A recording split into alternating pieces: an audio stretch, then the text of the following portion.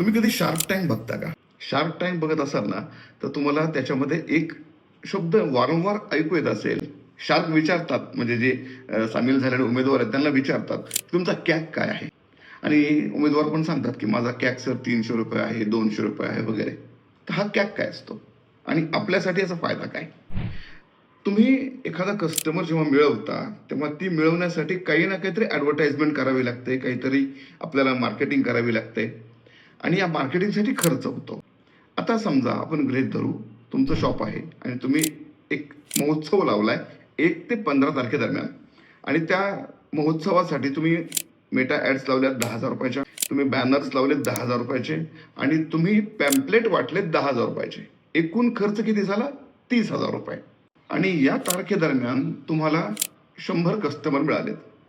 आता तुमचा खर्च झालाय ₹30,000 आणि तुम्हाला मिळाले नवीन कस्टमर 100. तर तुम्हाला एक एक कस्टमर किती रुपयाला पडला? गणित केलं तर 30,000 भागवले 100 इज इक्वल टू ₹300. एक कस्टमर ₹300 पडला. आणि याच प्रकाराने तुम्ही जर गुगल केलं तर स्विग्गीचा कॅक जो आहे तो साधारणपणे ₹200, ओलाचा कॅक आहे 700 ते ₹1000 आणि ओयोचा कॅक आहे ₹500.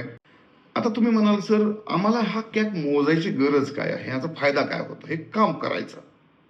बघा, तुम्ही 3 प्रकारच्या मार्केटिंग ऍक्टिव्हिटी लावल्या होत्या, ऍडव्हर्टाइजमेंट 3 प्रकारच्या केलेल्या, मेटा ऍड्स, बॅनर्स, पॅम्पलेट्स. आता याच्यातून कोणत्या ऍक्टिव्हिटी मधून तुम्हाला किती कस्टमर्स मिळालेत हे कसं कळेल? जेव्हा तुमच्याकडे कस्टमर्स येतील ते तुम्हाला सांगतीलच किंवा तुमचे एम्प्लॉय विचारू शकतील. आपल्याला हे कळतं की आपल्याला ह्या ऍक्टिव्हिटी मधून फायदा होतोय का नाही होत, आणि जर हे करून तुम्हाला कॅक तुमचा खूप महाग जात असेल तर तुम्ही अजून कुठल्या प्रकाराने कस्टमर मिळवू शकता याच्याकडे आपल्याला लक्ष देता येतं.